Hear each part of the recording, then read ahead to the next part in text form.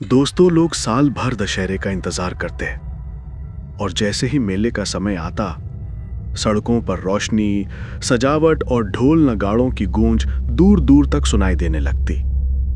लोग सुबह से ही नए कपड़े पहनकर तैयार हो जाते हैं और बच्चों में तो एक अलग ही उत्साह नजर आता है। सच कहा जाए तो त्योहार आता ही बच्चों के लिए है और रात होते होते पूरा मैदान भीड़ से भर जाता।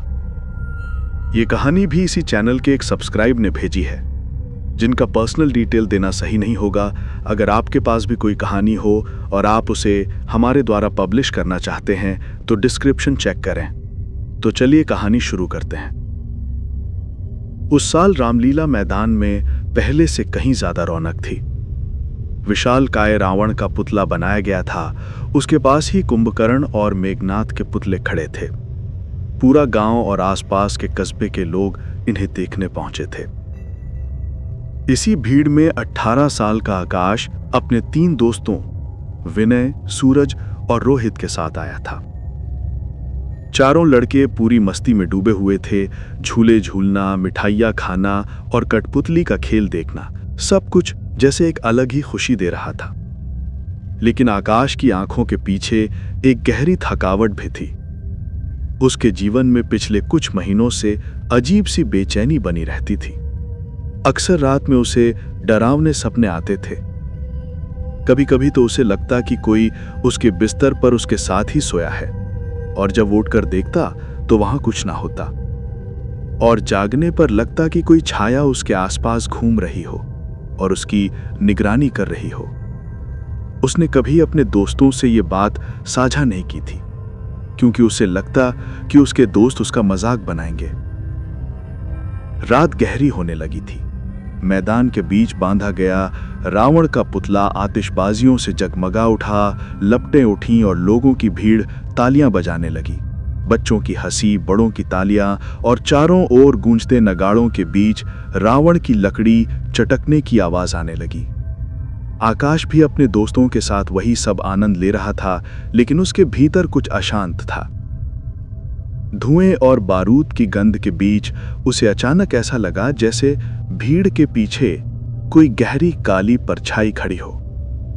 उसने पलक झपकते ही देखा कि वहां कोई नहीं था, लेकिन उसके दिल की धड़कन अनजाने भय से जोर जोर से धड़क उठी।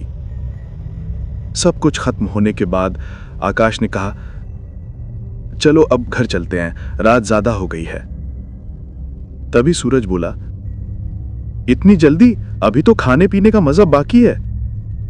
हाँ, लेकिन देर भी तो हो जाएगी। चलो फिर चलते चलते कुछ खा लेंगे। आकाश ने जोर दिया। आखिर चारों दोस्त भीड़ से निकलकर अपने गांव को लौटने लगे। रात के करीब 11:30 बज रहा था।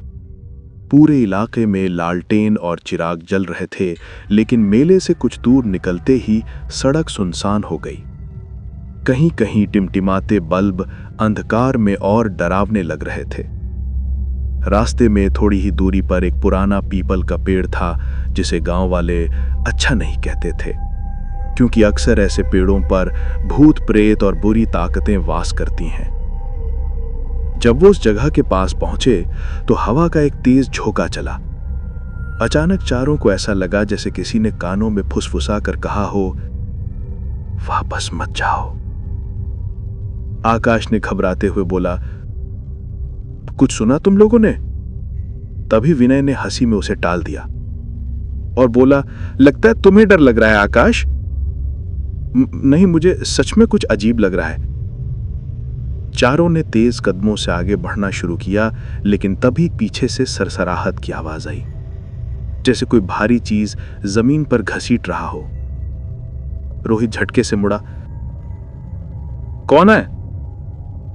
चारों रुके, लेकिन पीछे तो कुछ भी नहीं था।